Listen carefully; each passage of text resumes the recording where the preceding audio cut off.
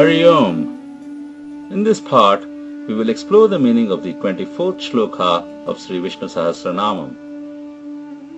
Agrani Gramani Shriman Nyayo Neta Samiranaha Sahasramurdha Vishwatma Sahasrakshas Sahasrapad. Now, let's examine the meaning of this shloka. Agrani means one who leads liberation seekers forward. Agre Nayati iti Agranihi means one who leads forward is Agranihi. This is a combination of word Agram meaning forward and Nayati meaning leads. So, the Nama means one who leads forward. Sri Adi Shankara explains this as Agram Prakrishtam Padam Nayati Mumukshun iti, meaning one who leads forward those who want to attain liberation or moksha from this samsara.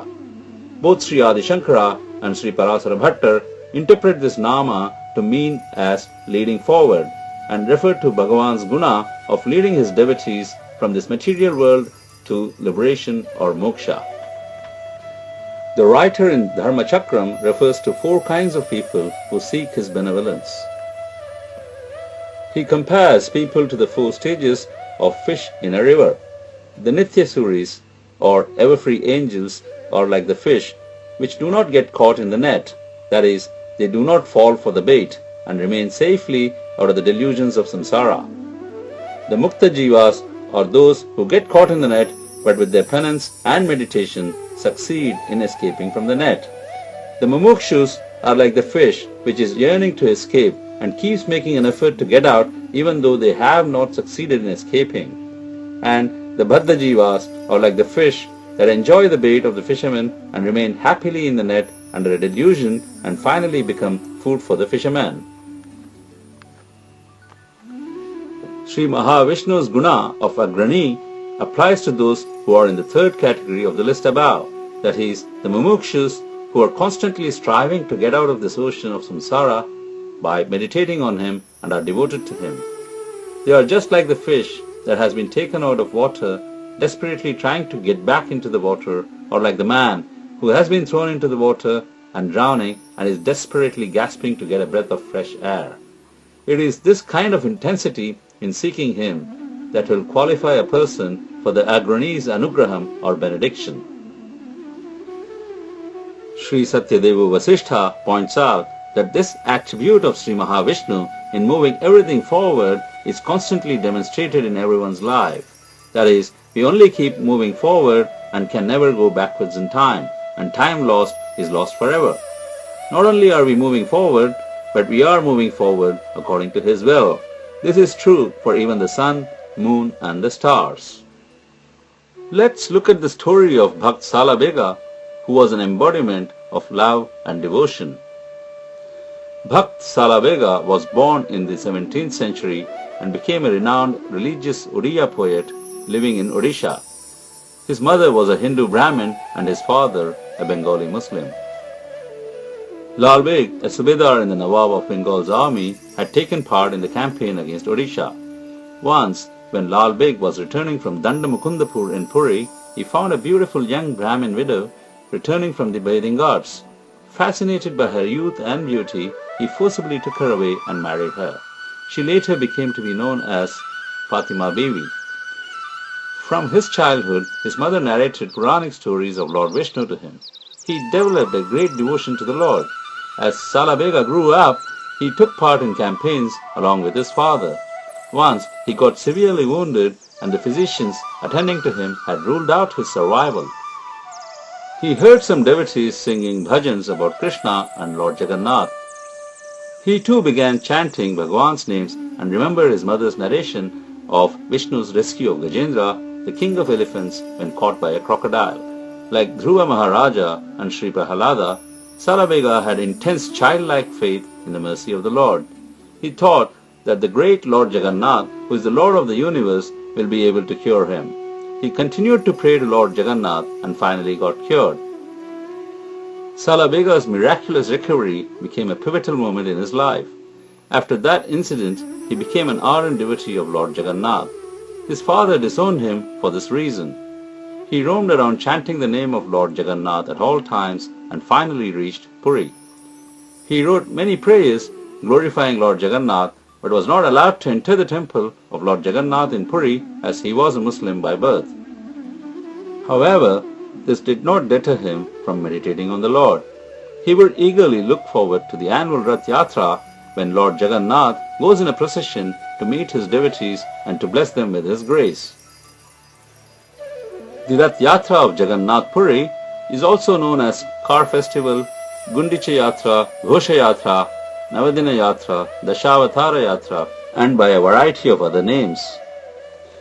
The preparation for the Rath Yatra celebration commences much earlier as it entails the construction and decoration of the Raths or chariots by carpenters who have ancestral rights for building and decorating the chariots, aided by devotees and volunteers. The 3 chariots are the highlights of the entire Yatra and are pulled by ropes. The chariot of Lord Jagannath is 45.6 feet high, comprising 18 wheels, and is referred as Nandighosha. Lord Jagannath is identified with Krishna, who is also known as Pitambara, the one attired in golden yellow robes, and hence the distinguishing yellow stripes on the canopy of this chariot. Balabhadra's chariot is 44 feet high with 16 wheels and is called Taladhvaja. It's covered with red and blue cloth with a palm tree on its flag. The chariot of Subhadra is known as Dwarpadalana, literally meaning trampler of pride, is 43 feet high with 12 wheels. This chariot is decked with the covering of red and black cloth, black being traditionally associated with Shakti and the Mother Goddess. The Rath Yatra is one of the most awaited Hindu festivals to mark Lord Jagannath's visit, along with Balabhadra and Subhadra, his siblings, to the temple of Queen Gundicha. Chera Pehera is the most famous ritual associated with the Jagannath Puri Rath Yatra. During the festival, the Gajapati king sweeps all around the deities and chariots. He cleanses the road with a broom and sprinkles sandalwood water and powder. The custom showcases that in the eyes of Lord Jagannath, every devotee is equal, be it the king or a commoner. This ritual is held on 2 days. Firstly, on the start of the Rath Yatra, when the 3 deities set out on their way, and again on the last day, when they are ceremoniously brought back to the Puri temple. The 3 chariots are brought out onto the main street of Puri, known as Badadanda. During this journey, Lord Jagannath, with his celestial discus, the Sudarshan Chakra, is taken to the Gundicha temple and to their aunt's house, known as the Mausima temple, where the deities enjoy a 9-day stay and are served with sweet pancakes known as Purapita, which is Lord Jagannath's favorite food. The celebration and observation of the Puri Rath Yatra festival dates back to the period of the Puranas. One of the prominent factors that makes Puri a favorite place for the tourists is its being one of the Char Dham temples. The English word Juggernaut was coined based on the enormity of the Puri Jagannath Rath Yatra festival. The description of the Rath Yatra can be found in Brahma Purana, Padma Purana, Skanda Purana, and Kapila Samhita. The concept of the chariot has been explained in the Katha Upanishad in the following words: Atma Nam Rathi Nam Viddhi Shariram Rathamevata Buddhim Tu Sarathim Viddhi Manaha Pragrameva Cha, meaning the body is the chariot and the soul is the deity installed in the chariot. The wisdom acts as the charioteer to control the mind and thoughts. The Skanda Purana glorifies the sanctity of the Rath Yatra in the following words: Gundicha Mandapam Namam Yatra Hamajanam Pura Ashvamedha Sahasrasya Mahavedi Tadat Bhavat, meaning those who are fortunate to see the deities of Sri Mandira in the Gundicha temple, the final destination of the procession of the chariots, derive the benefits of sacrificing 1,000 horses. Lord Jagannath is identified with Lord Krishna. The influence of Yama, the god of death, is supposed to have been curtailed in the sacred city of Puri, Sri Kshetra, on account of the presence of Lord Jagannath, and therefore it is called the Yamanika Tirtha. A glimpse of Lord Jagannath on the chariot is considered to be very auspicious, and saints, poets, and scriptures have repeatedly glorified the sanctity of this special festival.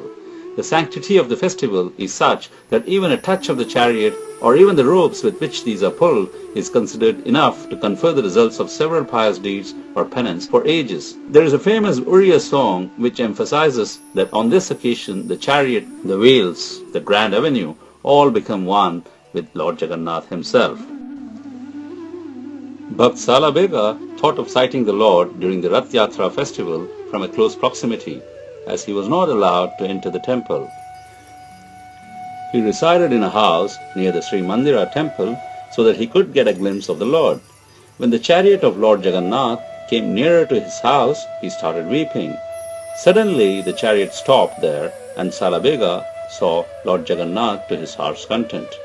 This miracle became known to the priests, who allowed him to get the Lord's darshan since then. There is a common theme in Salabega's devotional songs. He chastises himself on his birth and his lineage, which was neither Hindu nor Muslim. To paraphrase, he says, "My father is a son of a Mughal, my mother is a Brahmin. O my Lord, you gave me a low birth." The angst is clearly visible in his songs. He would sing eloquently in praise of the dark Lord Jagannath and says that the Lord, swaying and moving like a wild elephant, arrives at the grand avenue and rides his chariot and destroys in a flash all the sins of his devotees, even if these may be grave or unpardonable. Once, during the Rath Yatra festival, Salabega was out of town and could not reach in time of the procession. He prayed to Lord Jagannatha to wait on his chariot until he could come, and that's exactly what the Lord did. When the chariot reached Salabega's house, it stalled. Legend has it that the chariot of Lord Jagannath did not move despite all efforts by the priests. Salabega reached the place and had his communion with the Lord, and only after that the chariot moved. The place where the chariot remained stationary was later used by Salabega to compose many bhajans in the honor of Lord Jagannatha. After his death, his body was cremated there and his samadhi is on the Grand Road in Puri. He is remembered by the devotees of Lord Jagannath and his bhajans are sung to this day. He received the blessings of Lord Jagannath and is regarded as a great devotee. In honor of Salabega, every year during the Rath Yatra, the chariot of Lord Jagannath would stay stationary for a while near his samadhi. Salabega had another instance of Lord's grace in Balasore, a city in Orissa. Salabega was coming from Delhi to Puri through Balasore and was staying near the temple of Shyam Sundar. During the evening prayers, Salabega wanted to see the Lord inside but was not allowed to do so since he was a Muslim. One evening, the priest found that the Lord was missing from his throne and reported to the king. The same night, the king of Balasore had a dream that a great devotee of the Lord was waiting outside to have a darshan of Krishna. The king made arrangements for a hole to be drilled through the wall so that Salabega could see the Lord. As soon as Salabega looked through the hole, the deities miraculously reappeared. Bhagavan is Agrani to his staunch devotees and leads them to moksha. Gramani means leader of all beings. This is a combination of Grama, meaning a group, and Nayati, meaning leads. So the name means somebody who leads the group of devotees. According to Sri Satyadeva Vasishtha, Grama refers to any collection, example of several houses, a village, or several indriyas, sense organs of the body, or of several musical instruments. Saptasvarastrayo Grama in Naradiya Siksha, or the collection of all created beings. He is the foremost leader of all such groups. The writer in Dharmachakram interprets this nama in the context of the devotees who have unconditionally entrusted themselves in his care. Such devotees are blessed by him and led into liberation. He gives the example of someone who is lost in this samsara. If this person goes and seeks the help for getting out of this samsara from his relatives or his friends who are also lost, such a request for help is going to be futile. But if such a person seeks the help of Lord Vishnu, who alone can lead us from the bondage of samsara, only then will they be able to exit this samsara and attain moksha or liberation. When devotees unconditionally surrender to the Lord, they are led by Bhagavan to moksha, and it is this act of his which is denoted by the name Gramanihi. Shriman means one who is the consort of Mahalakshmi. This name has already occurred as Nama 22 and Nama 180 and we have seen several meanings. In Sanskrit, Shri is a general term covering many noble and powerful attributes. Based on the attributes we assign to Shri, we can interpret Shriman in many ways, like one who is endowed with wealth, one who is full of all glories, one who is radiant with supreme light, the Lord of Mahalakshmi, one who has Mahalakshmi on his Vakshasthala or chest, one who is endowed with supreme powers. Sri Adi Shankara says, Shri Kanti Sarvati Shayani Asya Asti Iti Shriman, meaning he is Shriman because he is full of radiance and is a source of great wonders. Shriman refers to the Lord as one who is more radiant or resplendent than anything else that exists. He refers to the Lord's prosperity as Shri, and the translator's note adds that this refers to the 6 kinds of prosperity, Shadgunya Paripurnatva. Sri Parasara Bhattar interprets Shriman as referring to Bhagavan as one who is endowed with Shri or wealth. He refers to the lotus-eyed Matsya Murti or Matsya Kamal Lochana and indicates that based on this, the Matsya Murti form is none other than Shriman, who is the Paramatma. When he incarnated as a fish, his splendor was supreme in that form. Swami Chinmayananda interprets Shri as Mother Lakshmi, who is the total manifested power potential and stands for all powers or all glories. Vishnu is Shriman because he has all these powers in him or is endowed with all glories. Shriman also refers to Sriyahapati, the Lord of Sri or Mahalakshmi. Bhagavan's beauty is natural to him because he has Sri in his Vakshasthala. Sri Satyadeva Vasishtha gives the root word as Sri Sevayam, one who is fit to be served. Sri also means Shobha or beauty or Kanti. He points out that the beauty that is seen all around us in trees, the birds, the rivers, the flowers, the sun, the moon, the stars, etc. should remind us constantly of Bhagavan, the Shriman, whose Shri is shining in everything. Shri also means wealth. The wealth that humans have is transient and can disappear any time. Bhagavan is Shriman, whose wealth is Nitya or permanent. The Dharmachakram article interprets this nama to mean that the Prakriti and Purusha are inseparable, just as Shri and the Lord are inseparable and are part of the same Parabrahman. Nyayaha means one who is just. In Sanskrit, the word Nyaya applies to both justice and logic. Sri Adi Shankara goes for the second meaning, that is, of logic. He describes this as Pramana Anugrahakaha, Abhedakarakaha, Tarkaha, Nyayaha, meaning Bhagavan is both the argument or tarka and conclusion running through all sources of knowledge as yukti. Tarka or logic tries to identify a cause for every observed phenomena. However, the search for causes has to be given up at some point when we look for the ultimate cause or the cause of all causes. All normal logic breaks down if we try to apply it to explain the nature of Bhagavan. As Bhagavan is both the cause and the effect, he is logic unto himself. Sri Parasara Bhattar interprets this nama as referring to the Lord's guna of ensuring that he does whatever is appropriate for his devotees to ensure that nothing untoward or unwelcome happens to them. He is the epitome of justice and fairness. He does not discriminate between people and treats all of them as equal. He is therefore Nyayaha, or the epitome of justice. Sri Radha Krishna Shastri says that he is Nyayaha because he is the only one who can give what is good for his devotees in a rational and consistent form that cannot be refuted through counter-arguments. The writer in Dharmachakram elaborates on this further and points out that there are 3 types of tarka or lines of argument: Vada, Vidanda and Jalpa. Of these, Vada is done with the purpose of understanding and arriving at the truth and is undertaken with humility and sincerity. Vidanda is the argument which is meant to just confuse the opponent and is undertaken with a haughty disposition and ahankara. Jalpa is the line of argument where the power of position is used to subdue, frighten, insult and threaten the opponent. Of these, Vada is the most appropriate way of argument and will lead to enhancing one's understanding. Devotees who worship Mahavishnu are blessed by him with the ability to analyze and understand the truth through just means, and they are saved from destructive thoughts and are led towards self-realization. The example of Lord Krishna's instructions to Arjuna is given to illustrate that Bhagavan leads his devotees through the thought process involving Nyaya Yukti, whereby Arjuna's thoughts become clear, his attachments are removed, and he acts righteously and pursues just course of action.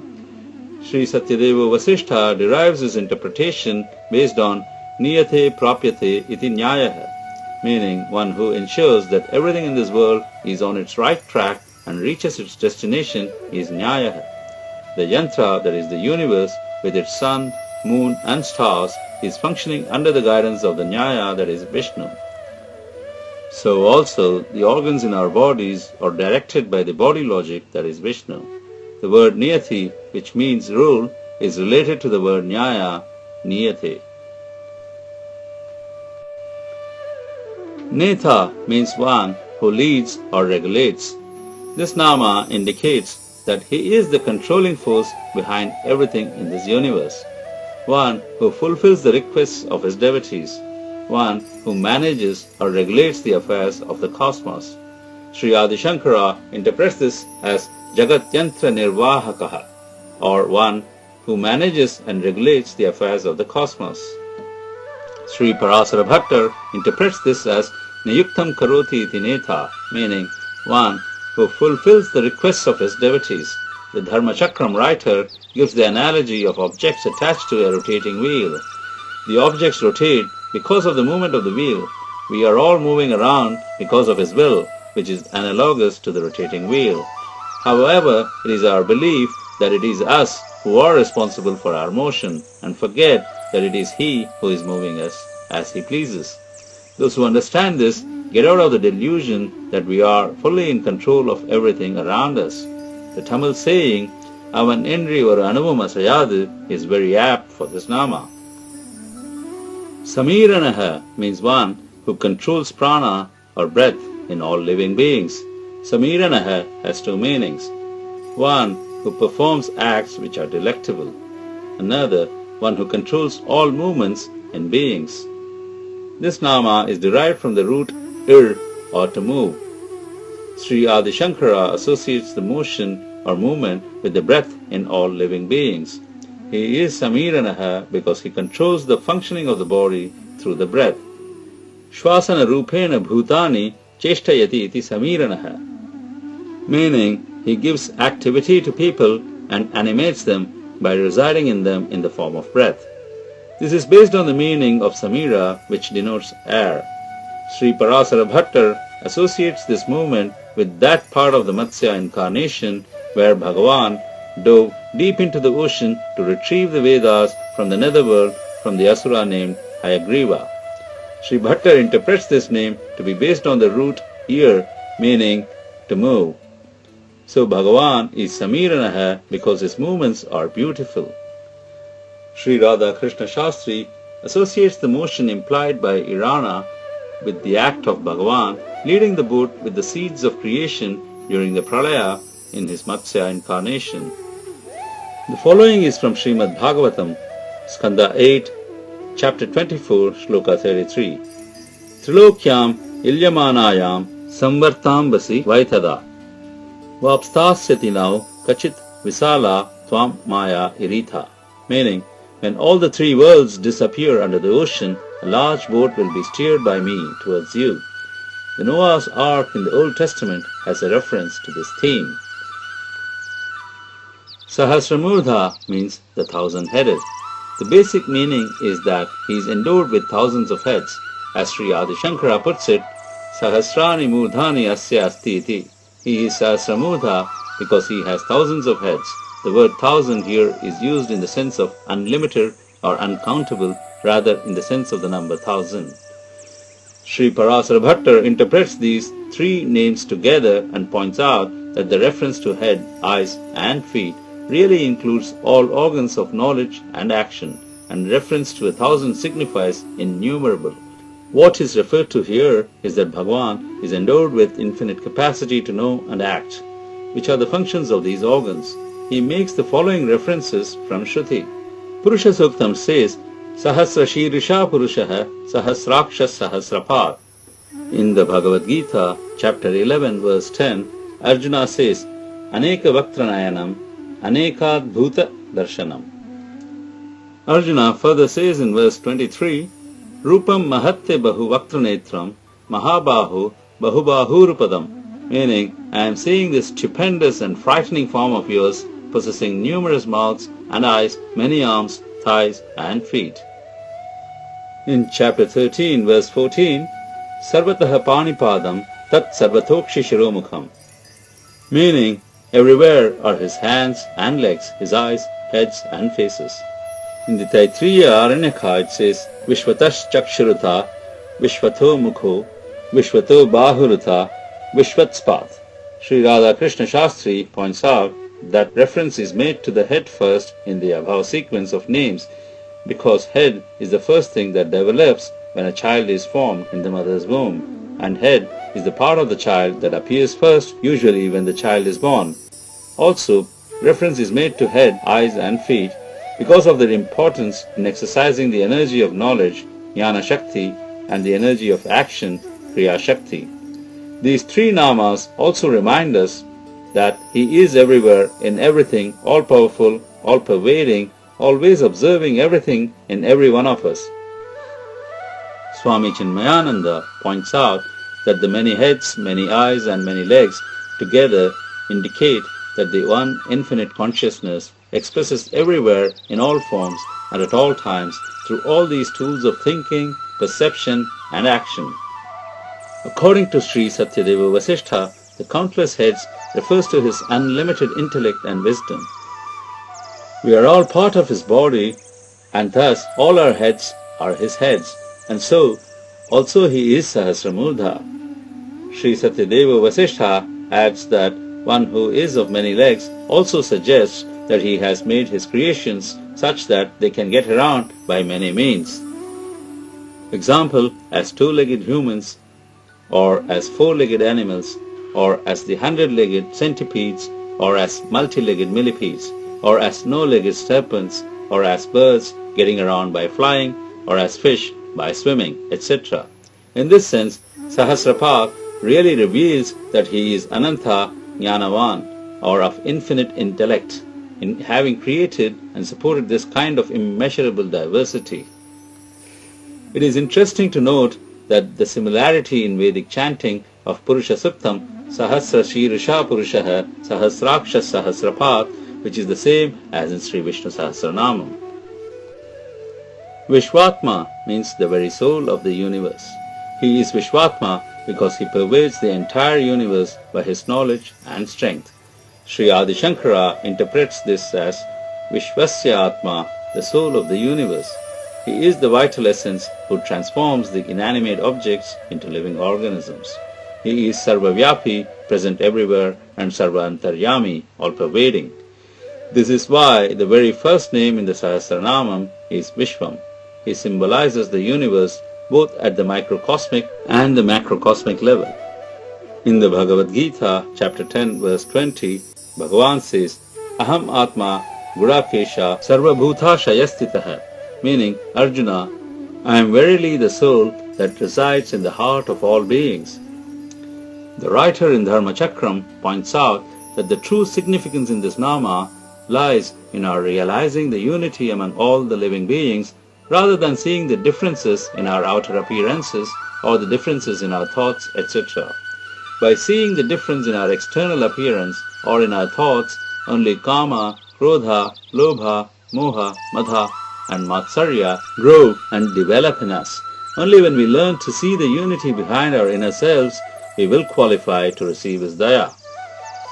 This is what says Yagyavakya taught to Maitreyi, that when one loves his wife, it is not her looks that should be loved, but it is the Atma in her that should be loved.